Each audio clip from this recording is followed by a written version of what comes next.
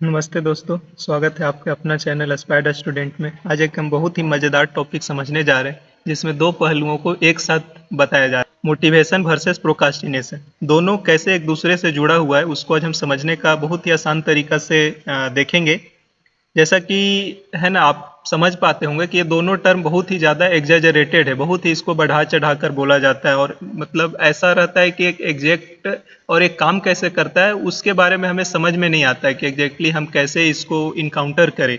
है ना, बहुत सारी चीज़ें होती है, डोपामाइन से लेकर ब्रेन लिम्बिक सिस्टम वगैरह वगैरह, उसका एक्सप्लेन करने का विधि होता है। फिर साइकोलॉजिकल हो गया, है ना, जो कि हमें मोटिवेट रहना है, धैर्य रखना है, ये करना है, वो करना है। तो एक आज हम बहुत ही सिंपल तरीका से समझने का प्रयास करते हैं, तो चलिए बिना देर किए हुए उसको समझते हैं।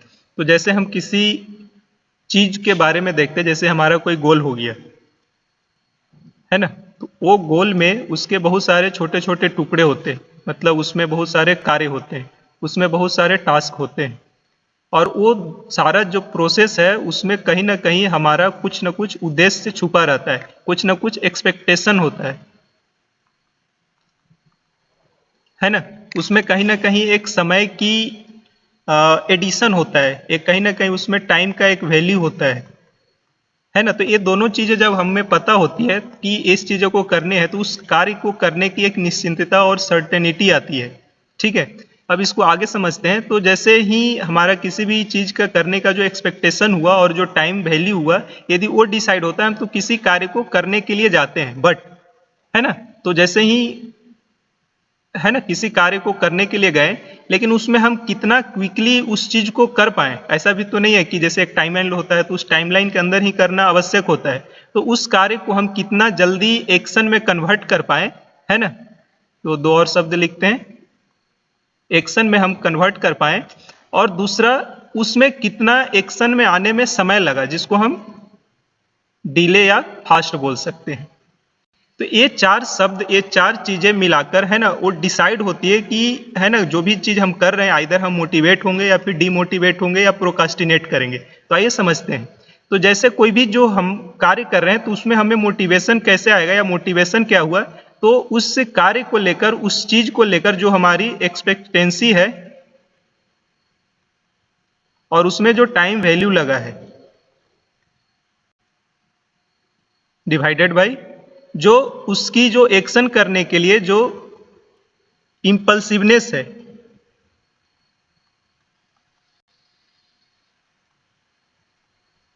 और जो उसमें जो डिले या फास्ट करने का लगा हुआ है, तो इसी को हम बोलते हैं मोटिवेशन।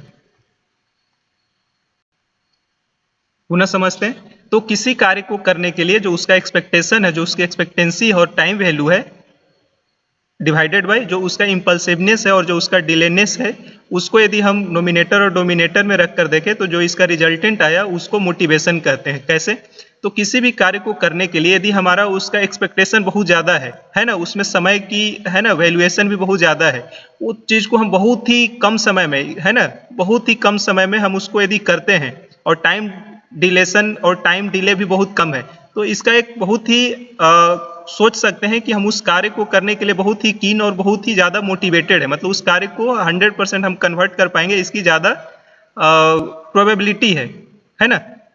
तो इसी को हम मोटिवेशन कर रहे हैं कि हमारा एक्सपेक्टेंसी और टाइम वैल्यू काफ़ी ज़्यादा है, और उसको एक्शन लेने में और उसको डिले ना करने में यदि समय बहुत कम लग रहा है, तो ओवरऑल जो कार्य को कन्वर्ट होने में, जो एक्शन होने में जो उसकी जो प्रोबेबिलिटी है वो काफ़ी ज़्यादा बढ़ जाती है। तो ओवरऑल इस टर्म का जो वैल्यू है वो काफ़ी ज़्यादा बढ़ गया। तो इसी को हम क्या बोल रहे हैं? मोटिवेशन बोल रहे हैं। जैसे कि हम इसको दूसरे टर्म से समझ सकते हैं कि जैसे कोई भी एक टर्म है ना, तो जैसे एक्सपेक्टेंसी और वैल्यू तो हमेशा लगा ही रहता है, और जैसे ही कोई एक तीसरा टर्म है और उसमें एक टर्म से हम मल्टीप्लाई कर रहे हैं, है ना, जैसे डिले हो गया, तो ये दोनों छोटा मिलकर, है ना, और छोटा ही होते जाएगा। तो ये बहुत ही छोटा होते जाएगा। तो जैसे यदि मैथ के हिसाब से देखें, तो किसी भी टर्म में जो कि ऊपर का जैसे मान लेते हैं कांस्टेंट है या थोड़ा बड़ा है, और नीचे में हम काफ़ी छोटे नंबर से डिवाइड कर रहे होते हैं, तो उसका वैल्यू जो होता है वो काफ़ी ही बड़ा होता है। तो इसलिए हम जितना जल्दी किसी को एक्शन में कन्वर्ट कर पाते हैं, हम उतना ज़्यादा मोटिवेट हो पाते हैं, और एक इम्पल्सिवनेस और एक जो है ना बूस्ट काफ़ी हमको मिलता है। इसी तरह से यदि हम पुनः इसी को लिखें, चलिए समझते हैं। तो मान लेते हैं कि हमें उस काम को करने के लिए है ना, हमारी जो अपेक्षा है, जो एक उसका जो समझ है वो ठीक है, मतलब ये मान लेते हैं कि ये कांस्टेंट है, अभी भी हमें बरकरार है।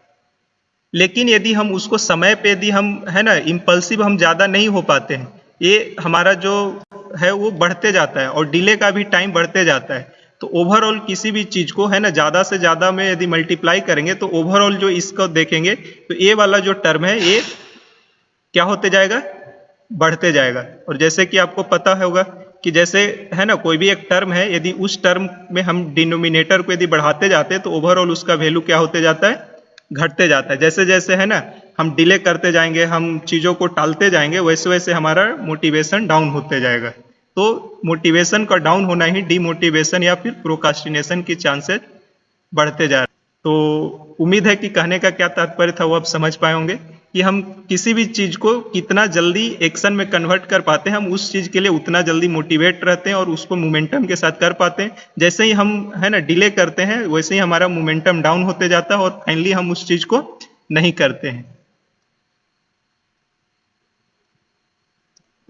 और इसमें हमारा मोमेंटम डाउन होते जा रहा है।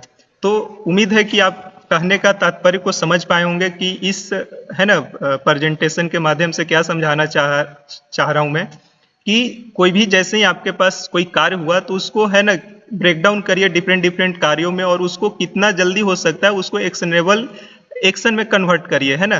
तो जैसे ही करेंगे तो जो एक रिवार्ड मिलेगा वो मोटिवेशन देगा और मोटिवेशन देगा, है ना। तो इस तरह से हम मोटिवेट होता हुआ चले जाएंगे, और जैसे ही हम है ना उसको टालते जाएंगे तो फाइनली उल्टा होते होते हम डिमोटिवेट होते जाएंगे। तो ऐसा बोलते भी हैं कि है ना मोटिवेशन का जो उल्टा है प्रोकास्टिनेशन है,